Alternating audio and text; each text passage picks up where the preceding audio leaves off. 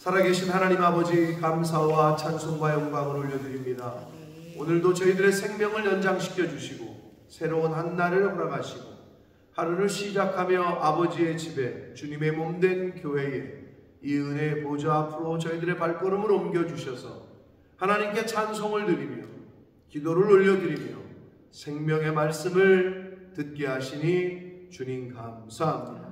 아버지 하나님, 이 시간 믿음의 눈을 열어 마음을 열어 하나님을 바라보게 하시고 하나님의 말씀을 바라보게 하시고 듣게 하셔서 이 시간 아버지께서 저희들에게 주시는, 나에게 주시는 아버지의 뜻과 음성을 듣게 하여 주옵소서.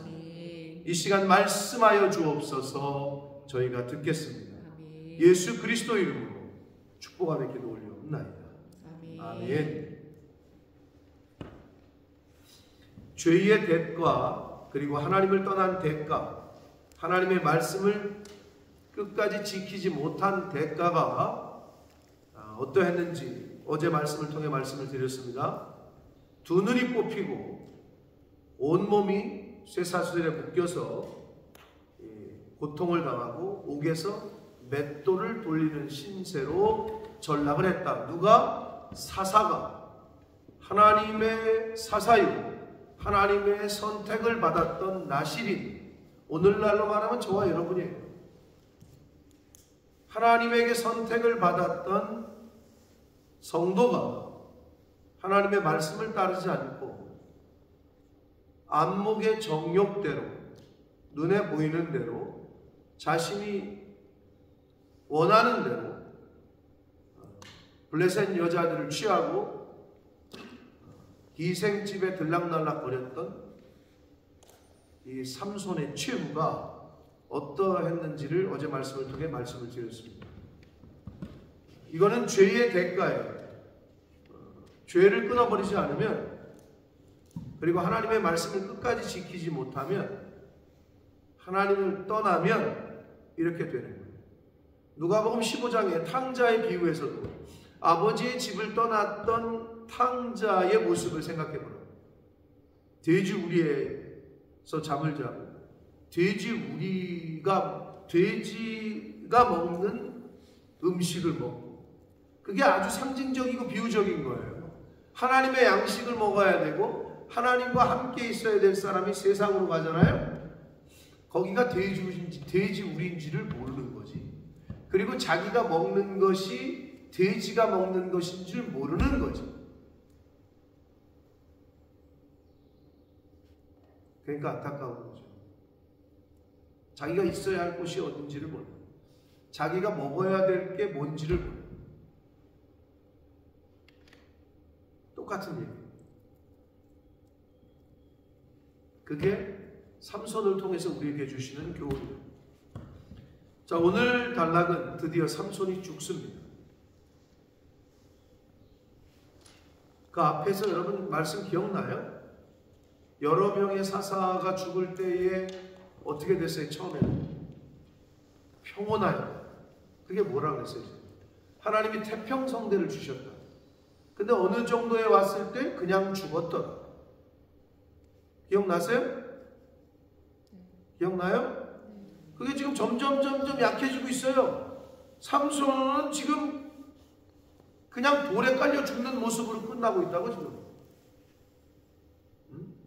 그리고 삼손을 통해서 블레셋이 완전히 망한 것도 아니야. 암몬과 그 앞에 있었던 사사들은 다시는 이스라엘을 침략하지 못했다. 이런 뉘앙스 말씀이 있었지만 이 블레셋은 다윗 시대에 가서 끝난다. 죄가 누적이 돼서 마일리지가 쌓이잖아요. 항공편 마일리지 쌓이면 공짜 티켓도 주잖아요. 죄의 마일리지가 쌓이잖아요. 그럼 이런 일이 벌어집니다. 그 영향력이, 그 이펙트가 계속 간다고. 그러면 부모가 쌓았던 죄의 마일리지가 자식에게 계속 누적이 된다고. 그러니까 좀 기분이 안 좋아요? 반대로 얘기해 볼까요? 부모님이 쌓았던 축복의 마일리지가 자자손손 임하게 됩니다. 할렐루야. 그러니까 내가 뭘 쌓느냐가 중요한 거예요. 내가 어떤 거를 이 땅에 살면서 쌓을 거냐는 거지. 죄의 마일리지를 쌓으실 거예요, 축복의 마일리지를 쌓으실 거예요. 그건 이제 저와 여러분의 선택인 거예요.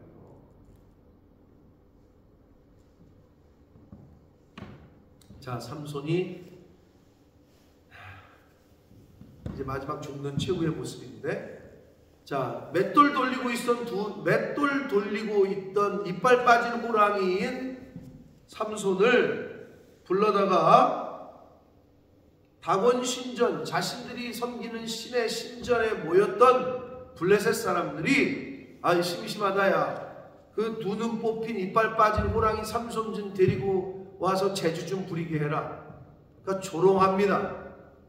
희롱해요.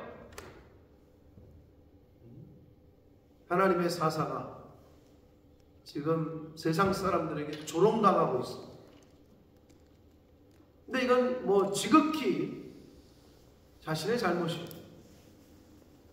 여러분, 왜 삼손을 붙잡아 가가지고 다른 데도 아니고 두 눈을 뽑았을까요? 이놈의 새끼, 우리를 죽인 이 원수놈, 이거 팔다리를 잘라. 저 팔로 얼마나 우리 동족을 죽였어? 야, 팔을 잘라. 뭐 손목을 잘라. 아니면 저 다리를 잘라라. 이러지 않고 왜 굳이 두 눈을 뽑았을까요? 여러 가지 상징적인 의미가 있지만, 하나님의 백성이었고 나시린으로 구별됐던 삼손의 최대 약점이 뭐라고요? 뭐라고? 네? 네. 그럼 여자인데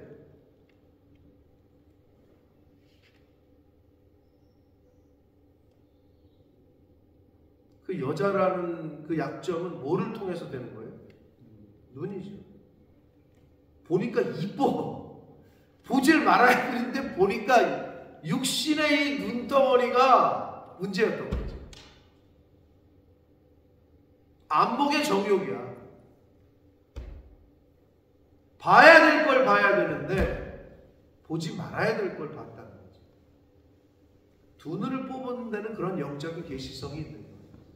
가장 삼손에게 약점이었다는 거예요. 앞에서 우리가 봤지만 굉장히 그런 계시성이 있는 거죠. 그 두 눈을 뽑으니까 어떻게 돼? 육신의 눈은 없어. 이제 마음의 눈, 영적인 눈만 있는 거죠. 보고 싶어도 못 봐, 이제는. 여러분, 우리가 가려볼 줄 알아야 돼요.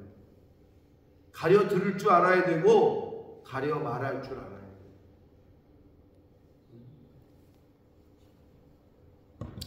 두 눈이 뽑혔어요.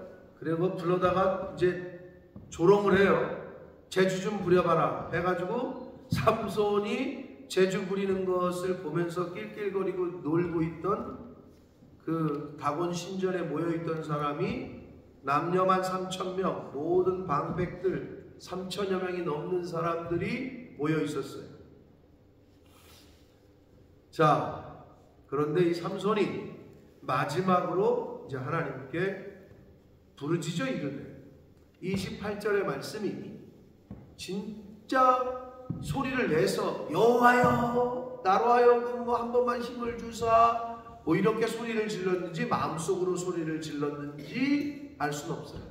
그러나 소리를 질렀다 하더라도 그 3,000명이 웃고 떠드는 그 소리에 묻혔을 수도 있고, 멀리서 보는 사람은 야 제가 뭐라고 소리 지른다, 야 저거 봐라, 지 신에게 구해달라고 그러나 보다, 야 그러면서 막 조롱했겠죠. 야 제가 소리 지른다, 야 저 막 울부짖는다 이러면서 막 조롱했겠지. 삼손은 어여튼 밖으로 소리를 냈던, 속으로 했던 하나님께 부르짖어요. 주 여호와여 구하옵나니 나를 생각하옵소서. 하나님이여 구하옵나니 이번만 나를 강하게 해주사 나의 두 눈을 뺀 블레셋 사람에게 원수를 단번에 갖게 하옵소서 하고, 삼손이 이 집을 버틴 두 기둥 가운데 하나는 왼손으로 하나는 오른손으로 껴 의지하고, 가장 그 건물의 이제 주축이 되는 거를 이제 무너뜨린다는 그런 의미가 되겠고, 두 기둥. 삼손이 이르되 30절 블레셋 사람과 함께 죽기를 원하노라 하고 힘을 다하여 몸을 굽혔다. 그러니까 힘을 쓰니까 기둥이 무너지면서 그 집이 무너졌다고 되어 있잖아요. 여러분, 기도를 할 때, 그리고 어떤 하나님에게 헌신을 할 때, 신앙생활을 할 때, 그리고 교회 생활을 할 때 자기만 쏙 빠지는 경우가 있어. 그러니까 뭔가 일을 하는데 자기는 힘든 건 싫어. 내가 희생하는 건 싫어. 물질적이건 육체적이건. 그럼 역사가 일어나질 않아요. 죽기를 각오한 믿음이 있을 때, 죽기를 각오한 희생이 없으면 역사가 일어나질 않아요. 죽기를 각오했던 선진들이 있었기 때문에 이 대한민국이라는 나라가 지금까지 수많은 그 전쟁과 외세 침략에도 보존될 수 있었던 거예요. 근데 만약에 다 자기만 살자고 도망치잖아요? 그런 나라는 금방 망해요. 나라도 그렇고 교회도 그렇고 회사도 그렇고 어느 조직도 그렇고 가정도 마찬가지예요. 희생이 없으면 아무것도 이루어지지 않아요. 부모의 희생이 없는데 자식이 잘 돼요? 절대 그럴 수 없어요. 목사의 희생이 없는데 성도가 잘 돼요? 교회가 잘 돼? 성도들의 희생이 없는데 목사가 잘 돼요? 교회가 잘 돼? 절대 그럴 수 없어요. 죽기를 각오, 세상 사람들도 이거를 알아요.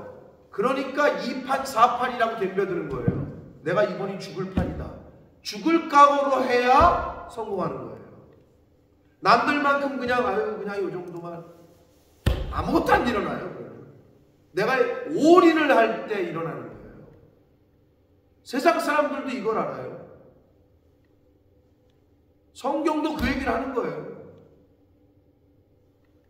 마음을 다하여 뜻을 다하여 힘을 다하여. 그게 뭐냐? 그 다한다는 의미가 죽기를 각오한 믿음인 거예요. 이게. 그래서 예수님이 정확히 말씀하셨죠. 예수님이 뭐라 그랬어요? 살고 싶어요? 송권사님 살고 싶어? 그럼 어떻게 해야 돼? 살고 싶냐고. 근데 좋대. 그럼 어떻게 해야 되냐? 좋은 거 많이 먹고 비타민 잘 챙겨 먹고 운동하고 간헐적 단식 잘하고 그러면 살아? 어떻게 하면 살아? 아침이 잠이 들겠다. 이 센스가 없어. 상수 살고 싶어? 그러면 예수님이 어떻게 하래? 뭐라고? 살고자 하느냐? 죽으라고 그러잖아요. 죽고자 하는 자 살 것이요. 예수님이 가르쳐줬잖아. 죽고자 할 때 사는 거예요. 그게 정답이요. 너 살고 싶으냐? 죽으라는 거지. 나라는 내가 안 죽으면은 하나님 앞에 가기가 어렵다니까요. 네가 나를 따라올 거야? 내 제자가 될 거야? 너를 부인하고 그게 죽는 거예요. 나를 죽이는 거지. 그리고 네 십자가를 지고. 이 두 가지가 제자의 조건이었잖아요. 나를 부인하는 것, 그리고 내가 져야 될 십자가를 지고 나를 따르라. 예수님이 아주 간단하게 심플하게 말씀하셨지만 그게 성경 전체에 흐르는 계시성이에요. 살고자 하느냐? 죽어라. 죽고자 하는 자 살 것이요 살고자 하는 자 죽을 것이다. 그 말 속에 포함된 교훈이 그거 아닙니까? 살고 싶으면 죽어야 돼요.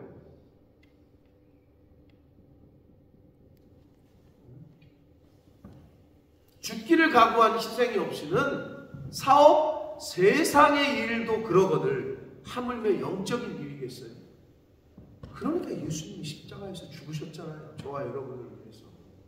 그러니까 예수님이 친구를 위하여 목숨을 버리는 자, 그거보다 더 큰 사랑이 없나니.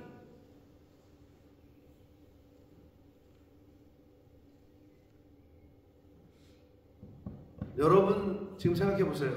여러분을 위해서 대신 죽어줄 사람이 있어요? 여러분의 남편이 죽어줄 것 같아요? 여러분의 자식이 죽어줄 것 같아요? 라고 생각이 들겠죠? 그러나 막상 현실에 닥치면 쉽지 않아요. 그 현실에 몰고 가는 상황이 전쟁터예요. 나치가 그랬고 남북 한국 전쟁 때도 그랬던 거예요. 그런 일이 벌어지는 거예요. 영적 전쟁에서도 마찬가지예요. 여러분이 저를 살리려면 죄송하지만 여러분이 죽어야 돼. 여러분이 교회를 살리려면 죽어야 된다니까. 나도 마찬가지야. 양을 살리려면 목자가 죽어야 돼. 그냥 되지 않아. 그런 관계가 돼야 서로 상생하는 거예요. 서로 사는 거예요. 그런데 나 살겠다고 목사님을 안 살리고, 나 살겠다고 우리 집을 살리겠다고 교회를 안 살리고, 목사가 지 살겠다고 양을 안 살리잖아?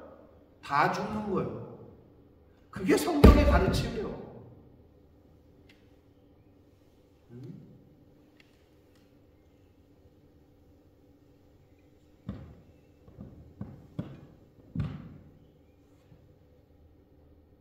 죽기를 각오한 고백과 희생과 이 믿음 때문에 하나님이 이 삼손에게 마지막 그 기도를 응답하셔서 힘을 주십니다.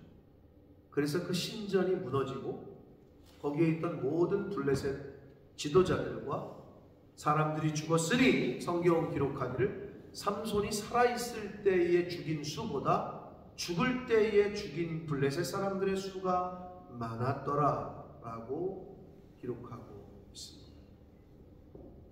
자, 그러면서 이제 최후를 맞이합니다. 장렬히 전사를 해요. 그러나 여러분, 결과론적으로 봤을 때 그 앞에 있는 사사들과 어때요? 그 앞에 있는 사사들, 오히려 그 사사들이 더 사사로서의 역할을 잘했을 수 있어요. 그러면 왜 이 삼손의 이야기가 이렇게 길게 기록이 되어 있을까요?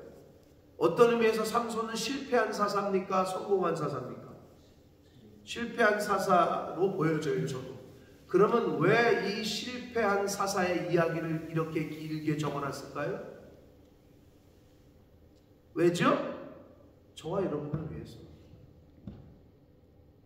반면 교사로 삼으라. 너희들 이렇게 똑같이 그럴 수 있으니 정신 똑바로 차리라. 맨 성공한 사람들만 해놓으면은 어이씨 나도 이렇게 해야 되는데 이럴 수 있지만 이거는 반면 교사예요. 타산지석이고. 우리도 이럴 수 있고 충분히. 안목의 정욕에 빠지고 육체의 정욕에 빠져서 이생의 자랑에 빠져가지고 성도로서의 역할과 증인으로서의 사명을 감당하지 못하고 이 세상에서 그냥 흐르는 유행과 풍조와 사상을 따라 살다가 그러다가 하나님 앞에 덜컥 쓴다고 금방 눈 깜짝할 사이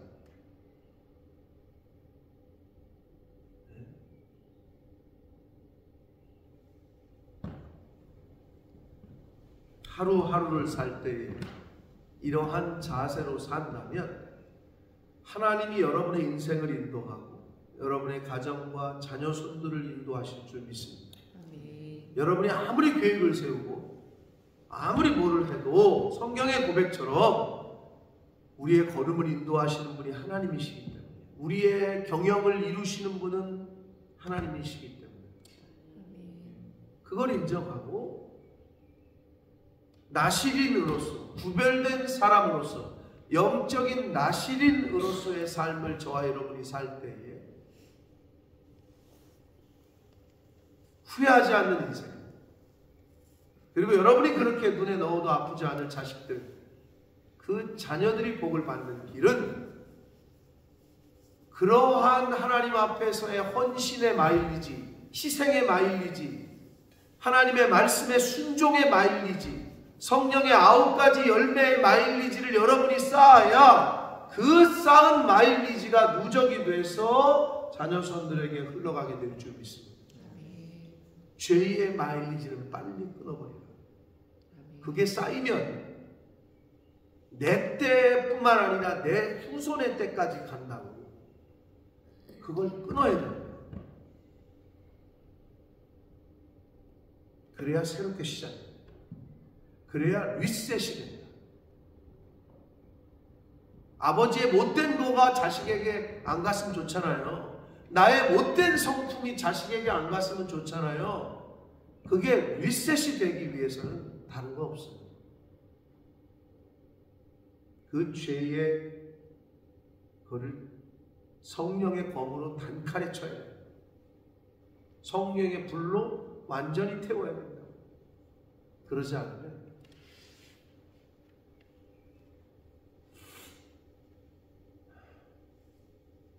여러분, 육신에 그 희한하게 아버지가 가족력이라는 게 있잖아요.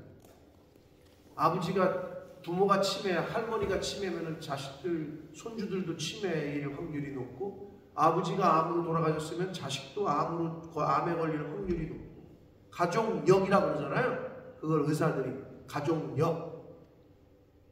똑같아요. 영적인 것도. 그게 하나님이 그렇게 만드셨다니까. 그게 영적인 역사라니까.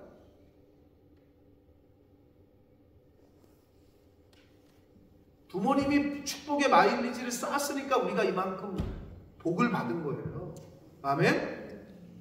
여러분이 그렇게 느낄지 안 느낄지 모르지만 저는 너무나도 그걸 느끼고 있어요.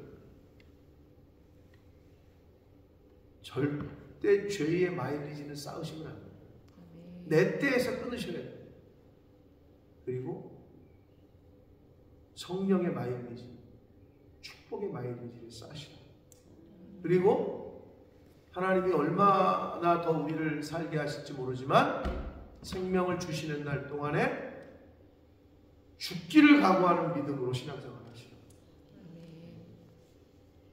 내일 부르실 수도 있다라는 마음으로 교회 생활을 하시고 믿음 생활을 하실 때 하나님이 책임지시는 인생, 하나님이 복 주시는 인생을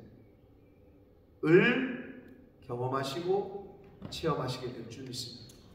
그러한 저와 여러분의 삶이 되기를 예수 그리스도 이름으로 축복합니다. 살아계신 하나님 아버지, 감사와 찬송과 영광을 올려드립니다. 아버지, 저희가 무엇이기에 저희들에게 생명을 주시고 새날을 맞이하게 해주시고, 그것도 감사한데 저희들을 구별하셔서 아버지의 집에 주님의 몸된 교회, 이 은혜의 보좌 앞으로 불러주시니 아버지가 감사합니다. 아버지, 습관처럼 나온 것이 아니라 내가 내 의지로 나온 것이 아니라 하나님의 인도하시며 하나님의 은혜인 줄 고백합니다. 주여, 이 자리에 나온 하나님의 자녀, 영적인 나시린들에게 은혜를 주셔서 하루를 살더라도 하나님을 향하여 하루를 살고 하루를 신앙생활을 하고 교회 생활을 하더라도 온 마음과 온 정성을 다해 그렇게 하나님을 섬기고 교회를 섬기고 주의 일을 감당하는 이 자리에 있는 하나님의 영적인 나신 주의 백성들, 저희들 모두가 되게 해 주옵소서.